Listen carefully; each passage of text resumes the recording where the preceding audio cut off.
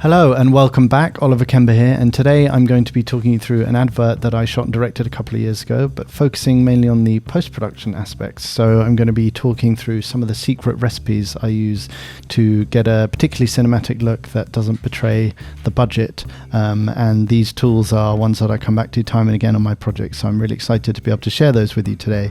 Let's play the advert first, and I'll see you back here in a second and break it down.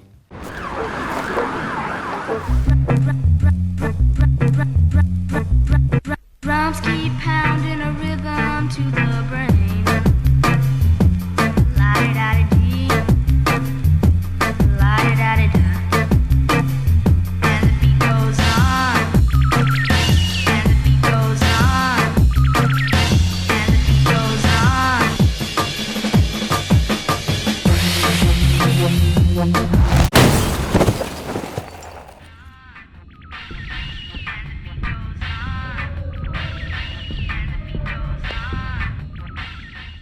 So that was The Beat Goes On, and that was actually, believe it or not, shot on a Sony A7S Mark I in HD and in S-Log 2.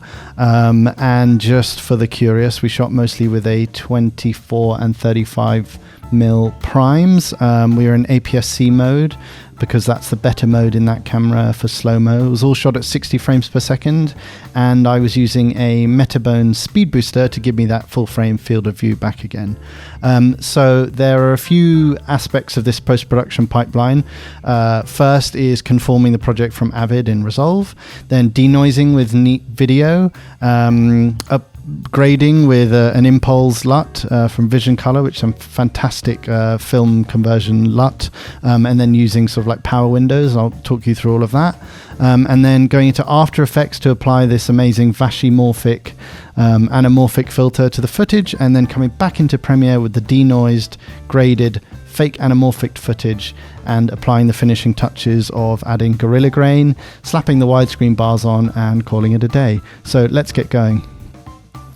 So I'm in Davinci Resolve here, which is free, fantastic software, pretty much an industry standard for color grading. So it's absolutely incredible that they just give it away. And if I click on the edit here, this is the reference edit that my editor Stephen Dunn created in Avid.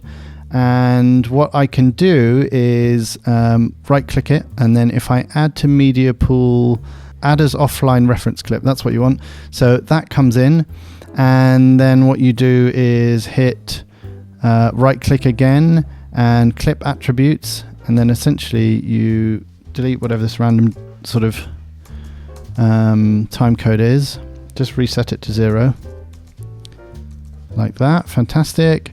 And now if I go into edit and I look at my timeline on the right, and this is a timeline that I have of the edit which was created with like an AAF I think it is that I get from Avid.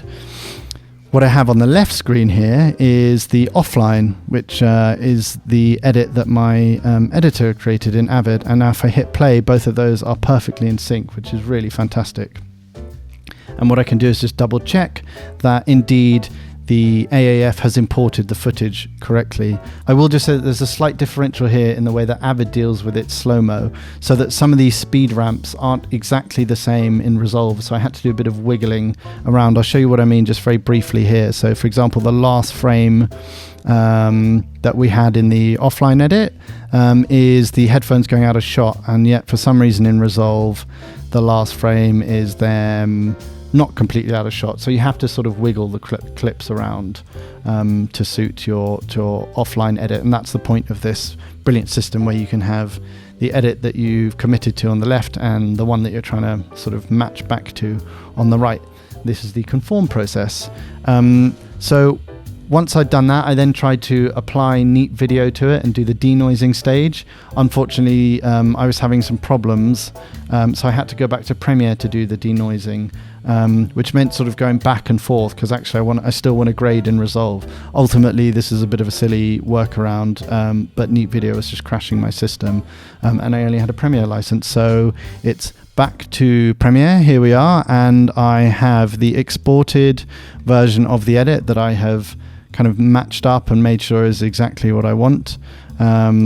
It's not playing here because I've got neat video on and it's hard to play that back in real time. So let me just show you what neat video is. So this is the flattened footage. I haven't done any grading on it yet. And if I go into effects controls, you will see that I have applied neat video. And let me just find a clear frame there. What this software is this amazing sort of dark art of noise reduction, and it takes a codec like the Sony A7S 8-bit 420 codec and just sort of smooths out all the blemishes, but it doesn't actually reduce the sharpness of the image, which is just absolutely amazing. What you need to do in order to use it is to find a plain part of your clip and then highlight it like so, and basically you want to find a uniform area. So I'll pick that, and that's telling me that works, that there's a sort of noise level of 3, whatever that means, and essentially I just hit auto profile and auto fine tune. So let's hit auto profile, it's doing it there, then I just hit auto fine tune, and that fine tunes it. And there are other sort of noise filter settings that you can get into if you're a particular nerd at this stuff, but generally just the auto settings work fine for me, and it uses frames either side as well, which is lovely down here, as you can see, which helps it sort of work out exactly how noisy the footage is. So I hit apply, and there it is, boom, it's denoised. I will just show you before and after now, so I'm gonna just make this screen bigger. And why is denoising important? Well, it basically means that you can apply lovely film grain later on down the line instead of being stuck with the texture of the video codec. And in S-Log on the Sony camera, it can be quite noisy. So this is without the denoising, and this is with. Don't know if you can see a difference just in some of the blocking in the window, for example, around here. You can see kind of it's a bit grainy again, and in the jacket and stuff. And if I just put it on, it just really smooths all that stuff out, which is lovely. So let's go back into Resolve and I'll show you how we did the grade based on this denoise footage. This, by the way, is the Neat Video website, and I'll leave a link to it below. Not the prettiest design website I've ever seen, but it's amazing software, and it more than gets the job done, so forgive it. It's sort of 90s appearance. Let's go back to Resolve, and I will show you the grade. Now let's not start with that shot, I'll come back to that shot, but I think that's going to throw you. Let's just start here and hit color. I tweaked the hue versus saturation down here, and I made the reds pop, and you can see that off and then that on again, and I left that as just part of the LUT in general so that anything red would pop. Red, of course, being a great color for danger and blood and stuff like that, and it being the headphones color, it felt like a really lovely sort of herald of where this might go. And actually this great cafe that we shot is this lovely sort of steely grey green, and the headphones popping against it with the red was a really fantastic image to open with, I thought. So let's find another shot with a bit more complex grading going on. I will pull up the timeline here, excuse me, the clips, and let's see, that's not a very interesting one. Not much going on there either. Here's a good one with some stuff going on. I will say that this is a testament to the fact that it was shot pretty evenly. Once I found a LUT that worked, I just sort of ran with it. Didn't need to do too much, which is great.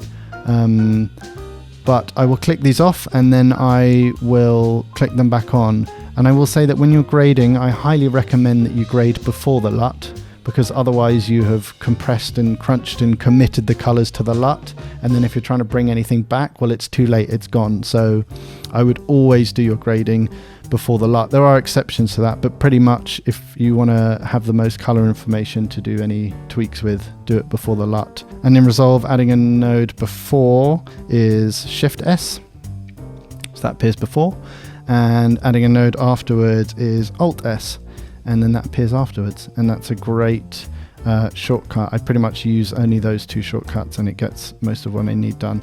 And if you have a million nodes, you can just right click and hit clean up node graph, and isn't that wonderful? So let's see what I did here. I had the LUT on, and because I shot this late in the day, it came out very, very green. just get rid of the clips there so that we can see more of the screen real estate. So it came out very, very green. So I had to correct for that with, first of all, a white balance, which brings it back more into the normal sphere of things. And then here, I just vignetted the sides in order to focus your eye on Reese in the middle. So for fear of this video going on for a million years, I'm going to pause here. That was part 1. Stay tuned, hit subscribe, and I'll be back with part 2 soon.